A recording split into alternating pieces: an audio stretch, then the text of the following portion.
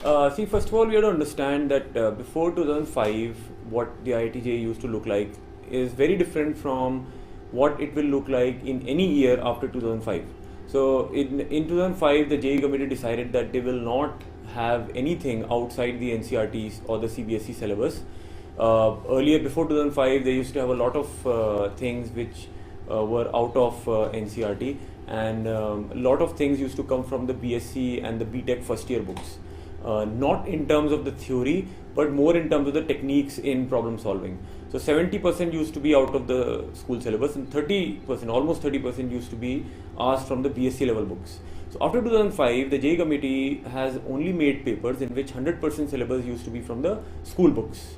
So the student needs to understand that now everything will be out of the NCRT only. There is no need to study any fat books, the big thick books that the people used to read before 2005. Very basic stuff from NCRT is going to be asked. Only those techniques which are written in the NCRT will be used to solve the problems in JEE 2010, JEE 2011.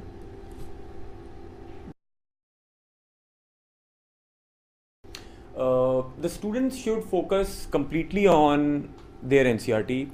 The first goal should be to score very well in the school exams. The school exams now have become a very big indication of whether you will be able to make it to the IIT or not.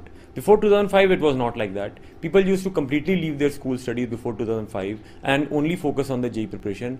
Now, on the other hand, the school studies have become all the more important. You have to get you have to get a rank in the first 5 in your class, wherever you are in the country.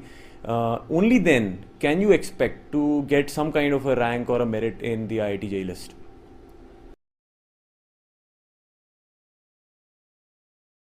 Group learning is very critical when it comes to preparing for a competition exam. We have to understand that we don't get an absolute score in a competition exam. It's always relative. And this relative score is not a score but a rank. So you're finally going to be judged against a lot of other students who are writing the exam. So it's best whenever you start to prepare with a group with a healthy competition, so that you first of all get to know where you stand in that small group of people. Second, to understand what the other people are doing, and thirdly, to understand what the other people are not doing also. So I know a lot of students who like to prepare alone in their house with not too much contact with a lot of people, because they see that as a lot of disturbance. That is also okay. I mean, there is nothing wrong in studying alone. But then you have to get a feel of where you stand all the time. So if you are the kind of student, or if you're the parent of a student who likes to be aloof from everybody, you have to try to mingle with other good students. There will always be a few very good students in your school or in your nearby locality. You have to catch some good friends who sit with you. You have to take a few exams together. You have to rate yourself against some people, and then try to figure out whether you are cut out for this kind of an exam or not. So some people spend 2 years entirely alone studying for the competition exam, and then finally not making it, and then blaming it on their preparation or their school or their coaching, which is absolutely ridiculous. You have to begin with a competitive group, prepare there, and then keep figuring out whether you will be able to make it at all. And secondly, the best time to start preparing for the exam, that's the second part of the question. I believe 2 years time is definitely required to crack the IIT-JEE paper, because the entire syllabus comes from 11th and 12th class. Some people prepare for the IIT-JEE for 3 years, starting from their 10th class, some people 4 years. But I completely am against that idea. I think 2 years is sufficient. 1 year is less time. So right time to begin is right after the board exams. Parents most of the time think that their job is to just find the right institute and the right school, pay the fees, and then leave everything to the teachers. Whereas I believe that any kind of coach, may it be a coach of a cricket team or the coach of a swimming swimming person, coach is somebody who gives you direction, who does not guarantee accomplishments for the student. The coach is only there to guide the student and only be responsible for 10% of the entire 100 that is required as an input for success in any exam or in any competition. So the coaching institute only plays, or the school only plays as a 10% role in the entire preparation. The rest 90% lies with the student. Now if the parents are only worried about the 10% by paying the fees and finding the right institute, I think they're mistaken. The parent also has to spend a minimum of at least 2 or 3 hours, let's say in a week, just to sit with the child and understand his problems. The problems might not only be academic related, because that's what sometimes parents feel, that what can we do because we don't understand anything in science and maths. I am completely aware of that most of the parents do not have that much time and that much understanding of the 11th and 12th class syllabus. But what I'm saying is that apart from the academic problems, a lot of other expectation related problems and frustrations are there with the student. The student feels that if he does not make it to the IIT, then the parents are going to feel bad, or certain things like that. So the parent needs to sit with the child, reassure the child every now and then that whatever he's doing is for his own good and not because the parent is expecting it. And that will motivate the student even more and give him a better performance in any exam.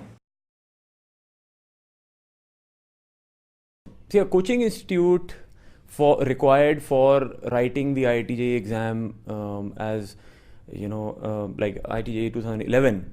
The right coaching institute will be the one which focuses very heavily on the CBSE part or the NCERT books, lays a lot of emphasis on preparing the child's foundation, and makes sure that the child performs better in the school first.